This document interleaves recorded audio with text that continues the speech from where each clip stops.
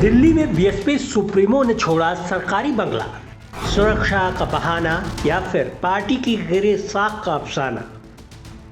35 Lodhi state की जगह अब मायावती को नए पते की तलाश।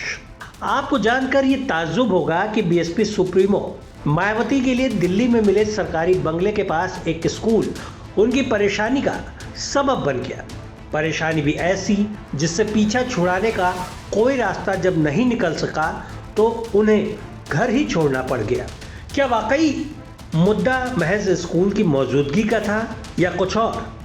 भला एक स्कूल का मायावती को मिले बंगले से क्या लेना देना हो सकता है? ये सारे सवाल आपके ज़हन में भी चल रहे होंगे। असल में 35 लोधी स्टेट ये मायावती के बंगले का पता है जिसमें वो रहा करती थी। यही वो बंगला था जिसको मायावती को आवंटित किया गया था। वहां से 100 मीटर की दूरी पर एक स्कूल है जहां अक्सर भीड़ भाड़ लगी रहती है, खासकर दोपहर के वक्त, क्योंकि ज़्यादातर मौक़ों पर यह स्कूल का टाइम होता है। तो बच्चे और पेरेंट्स यहां बड़ी संख्या में जमा होते हैं, जिसकी वजह से मायावती को खासी मुश्किलों का सामना करना पड़ रहा था। वैसे सिर्फ मायावती को ही नहीं बल्कि स्कूल को भी मुसीबतें आ रही थी। अब आपको ये दिलचस्प लगने लगा ना?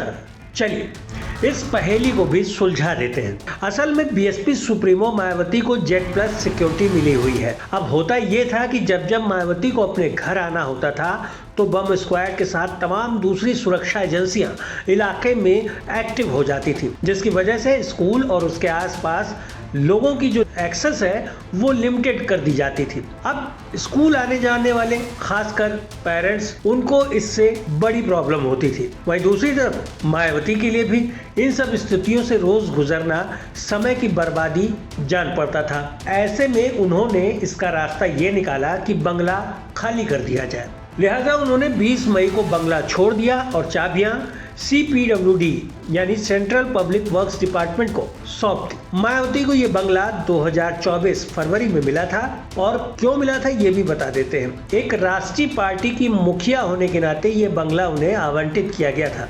इस बंगले में वो 1 साल रहीं। इससे पहले वो पास के ही 29 लोधी स्टेट में रहा करती थी।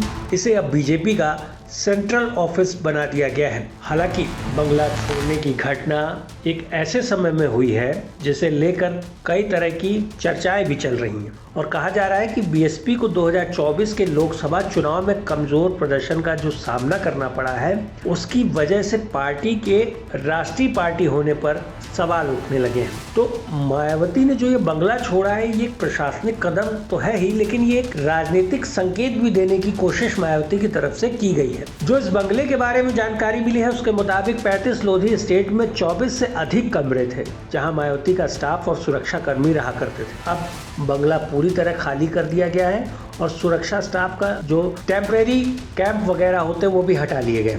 दिलचस्प बात यह है कि 29 लोधी स्टेट और 35 लोधी स्टेट दोनों एक ही लेन में पड़ते हैं बंगले, और इनका जो रिनोवेशन का काम था वो भी एक समय में एक तरह का कराया गया था। आपको क्या लगता है, क्या मायावती का ये कदम सही है या गलत है? आप अपनी राय जरूर दीजिए और देखते रहिए नेशनल कॉरिडोर्स।